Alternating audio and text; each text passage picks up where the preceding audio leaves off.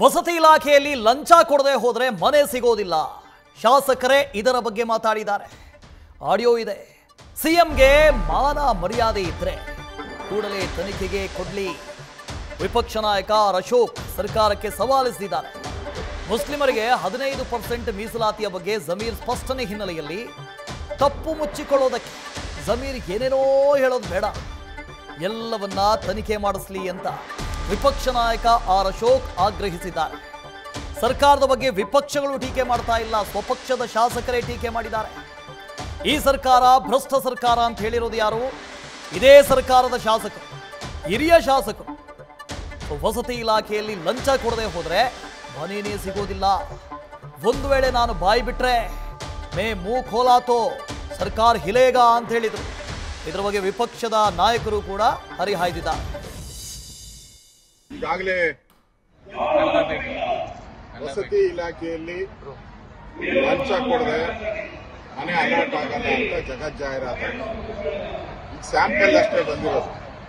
ಇಡೀ ಕರ್ನಾಟಕದ ಮೂಲೆ ಮೂಲೆಯಲ್ಲೂ ಕೂಡ ಯಾವುದೇ ವಿಧಾನಸಭೆ ಕ್ಷೇತ್ರಕ್ಕೆ ಹೋದರೂ ಕೂಡ ಲಂಚ ಇಲ್ಲದೆ ಮನೆ ಇಲ್ಲ. ಮನೆ ಬೇಕಾದ್ರೆ ಲಂಚ ಕೊಡಿ, ಇದು ಬ್ಯಾನರ್. ಅದು ಈಗ ಶಾಸಕರು, ಕಾಂಗ್ರೆಸ್ ಶಾಸಕರೇ ಮಾತಾಡಿರುವಂತ ಆಡಿಯೋ ಇದೆ. ಮುಖ್ಯಮಂತ್ರಿಗೆ ಏನಾದರೂ ಗೌರವ ಇದ್ರೆ, ಕಾಂಗ್ರೆಸ್ ಪಾರ್ಟಿಗೆ ಏನಾದರೂ ಮಾನ ಮರ್ಯಾದೆ ಇದ್ರೆ ಇದನ್ನ ಕೂಡಲೇ ತನಿಖೆ ಒಪ್ಪಿಸಬೇಕು.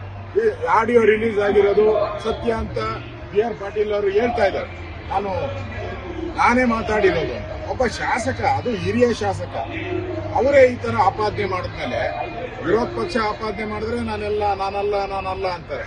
ಈಗ ಆಡಳಿತ ಪಕ್ಷದೇ ಇಷ್ಟು ದಿನ ವಿರೋಧ ಪಕ್ಷಗಳು ಆಪಾದನೆ ಮಾಡ್ತಾ ಇತ್ತು, ಈಗ ಆಡಳಿತ ಪಕ್ಷನೇ ಆಪಾದನೆ ಮಾಡ್ತಾ ಇದೆ ಅಂದ್ರೆ ಇದು ಎಷ್ಟು ಭ್ರಷ್ಟ ಸರ್ಕಾರ, ಎಷ್ಟು ಲೂಟಿ ಹೊಡಿತಾ ಇದ್ದಾರೆ.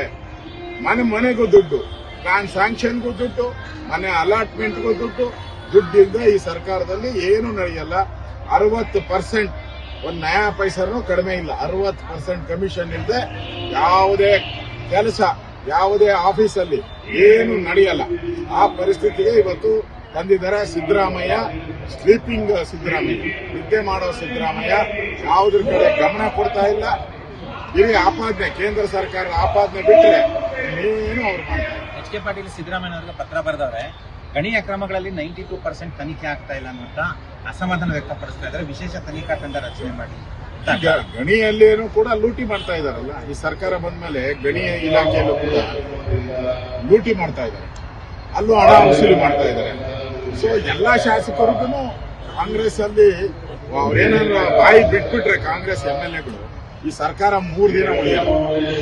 ಈ ಸರ್ಕಾರ ಈ ಒಂದು ವಿಚಾರದಲ್ಲೇ ಈ ಸರ್ಕಾರ ತನಿಖೆಗೆ ಒಪ್ಪಿಸ್ತಾರೆ, ಈ ಸರ್ಕಾರ ವಜಾಗೆ ಹೋಗ್ತಾರೆ.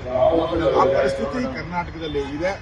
ಈ ಕರ್ನಾಟಕದಲ್ಲಿ ಇಂಥ ಭ್ರಷ್ಟ ಸರ್ಕಾರ, ಅದು ವಸತಿ ಇಲಾಖೆಯಲ್ಲಿ ಈ ತರ ದೊಡ್ಡ ಹಗರಣ, ದೊಡ್ಡ ತಿಮಿಂಗಲುಗಳೆಲ್ಲ ಸೇರ್ಕೊಂತಾರೆ. ಆ ಮಂತ್ರಿ PA ಮಾತಾಡ್ತಾನೆ, ಅವ್ರನ್ನ ಗಲ್ಗಂಬಕ್ಕೆ ಏರಿಸ್ತೀವಿ. ಎಷ್ಟು ಜನ ಗಲ್ಗಂಬಕ್ಕೆ ಏರಿಸ್ತೀವಿ? ಒಂದು ತಾಲೂಕಾದ್ರೆ ಗಲ್ಗಂಬಕ್ಕೆ ಏರಿಸ್ತಾರೆ.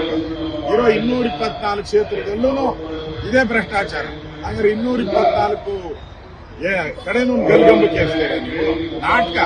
ಸುಮ್ಮನೆ MLAಗಳನ್ನ ಸಮಾಧಾನ ಮಾಡಕ್ಕೆ ಗಲ್ಲಿಗಾಗ್ತೀನಿ, ಶಿಕ್ಷೆ ಕೊಡ್ತೀನಿ ಅಂತ. ಇದು ಬೋಗಸ್. ನ್ಯಾಯಾಂಗ ತನಿಖೆ ಆಗ್ಬೇಕು, ಇಲ್ಲ ಇವರು CBIಗಂತೂ ಕೊಡಲ್ಲ. ಅಟ್ಲೀಸ್ಟ್ ಒಂದು ಜಡ್ಜ್ ಮುಖಾಂತರ ನ್ಯಾಯಾಂಗ ತನಿಖೆ ಮಾಡಲಿ. ಇಲ್ಲಿ ಬಡವರು ಕೂಡ ಮನೆ, ಯಾರೋ ಸಾಹುಕಾರ ಕೂಡ ಮನೆ ಅಲ್ಲ, ಬಡವರು ಆ ಜೀವನ ಮಾಡುವಂತ ಬಡವರ ಹತ್ರನೇ ಲೂಟಿ ಹೊಡಿತಾ ಇದೆ ಅಂದ್ರೆ ಬಡವರ ಸುಲಿಗೆ ಮಾಡುವಂತ ಸರ್ಕಾರ, ಬಡವರ ಮನೆಗೆ ಒಂದ್ ರೀತಿ ಸುಲಿಗೆ ಸಿಲುಕಿರುವಂತ ಸರ್ಕಾರ ಇದು. ಅದರಿಂದ ಬಡವರನ್ನ ಲೂಟಿ ಮಾಡ್ತಾ ಇರೋ ಸರ್ಕಾರ ಸಲುಬೇಕು ಅನ್ನೋದು ಕರ್ನಾಟಕದ ಜನರ ಬಯಕೆ. ನ್ಯೂಸ್ ಫಸ್ಟ್, ನಿರ್ಭೀತಿಯಿಂದ ನಿಮ್ಮ ಪರವಾಗಿ.